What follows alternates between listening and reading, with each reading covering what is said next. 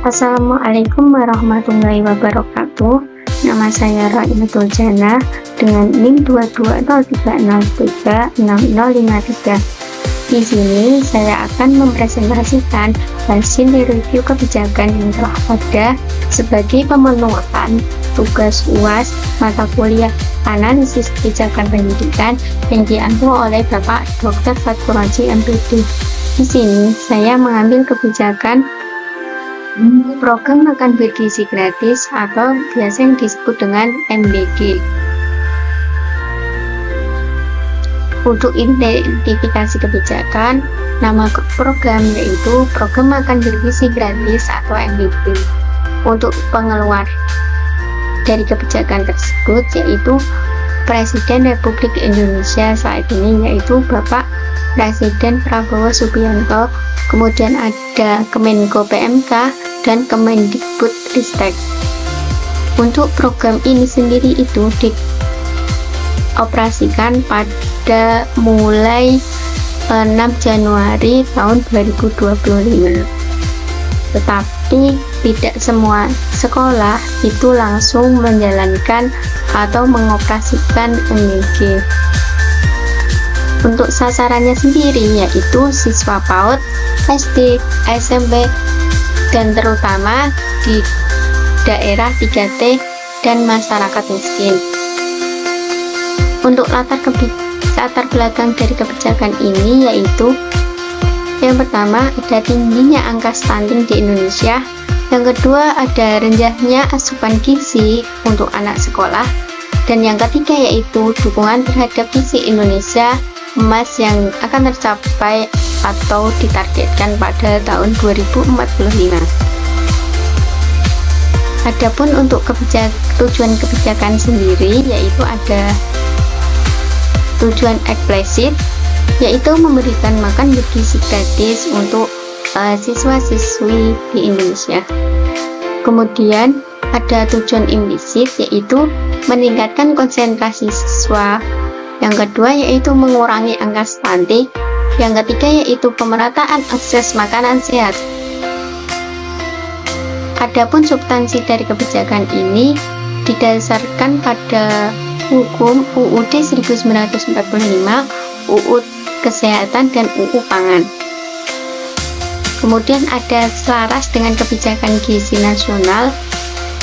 Kemudian ada relevan dengan kebutuhan masyarakat 3T, yaitu tentang makanan bergizi. Adapun konteks dari kebijakan ini yaitu untuk konteks sosial, yaitu masyarakat masih pro dan kontra akan kebijakan ini. Yang kedua dari konteks politik yaitu program unggulan presiden, di mana program ini itu telah dijanjikan pada saat kampanyenya Presiden Prabowo Subianto. Nah, setelah Presiden Prabowo terpilih, maka program ini dilaksanakan dan program ini itu didukung oleh biaya APBN. Kemudian dari konteks budaya yaitu harus sesuai dengan konsumsi lokal. Adapun implementasi dari kebijakan ini yaitu keterlibatan sekolah dan UMKM. Kemudian ada menu yang disusun oleh ahli gizi. Nah, adapun untuk hambatan dari implementasi kebijakan MBG ini yaitu hambatan dari segi infrastruktur, kemudian hambatan dari segi atau konteks distribusi, di mana program MBG ini itu belum terrealisasikan di semua sekolahan, hanya pada sekolahan-sekolahan beberapa di Indonesia dan masih banyak yang belum. Kemudian ada terjadinya potensi korupsi yang besar. Kemudian untuk dampak awalnya ada kehadiran siswa yang semakin meningkat, ada perbaikan gizi dan motivasi belajar para siswa, kemudian keterlibatan UMKM sekitar. Adapun tantangan yang harus dihadapi dari program MBG ini yaitu anggarannya yang sangat besar, di mana anggaran tersebut itu ditargetkan pada 71 triliun. Tetapi kemungkinan besar anggaran ini itu akan bertambah lebih dari 71 triliun.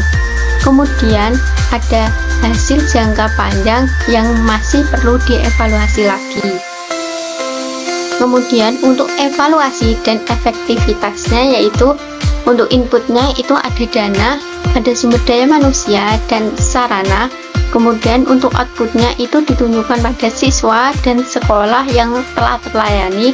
Kemudian untuk outcome dari kebijakan ini sendiri yaitu ada gizi para pelajar yang semakin membaik, terus meningkatnya prestasi para siswa, dan kemudian ada angka stunting yang diharapkan semakin menurun.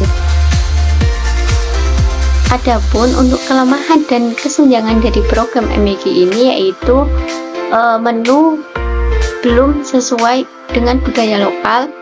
Yang kedua ada potensi korupsi dan politisasi, dan ketiga yaitu ada kapasitas daerah yang belum merata. Kemudian yang keempat belum ada sistem digital untuk pengawasan. Adapun rekomendasi dari saya untuk kebijakan ini yaitu yang pertama mungkin fokus tujuan yang lebih jelas dari terlaksananya program MBG ini. Kemudian yang kedua yaitu perlunya adanya digitalisasi sebagai bentuk pelaporan dari program MBG ini, sehingga program MBG ini tetap bisa dipantau. Nah, nanti kekurangannya akan lebih mudah untuk dievaluasi. Kemudian yang ketiga itu perlibatan pemerintah daerah dan UMKM, dan yang keempat yaitu perlunya ada pengawasan gizi dari puskesmas. Sebenarnya tidak hanya dari puskesmas saja, tapi dari seksi kesehatan yang terdekat.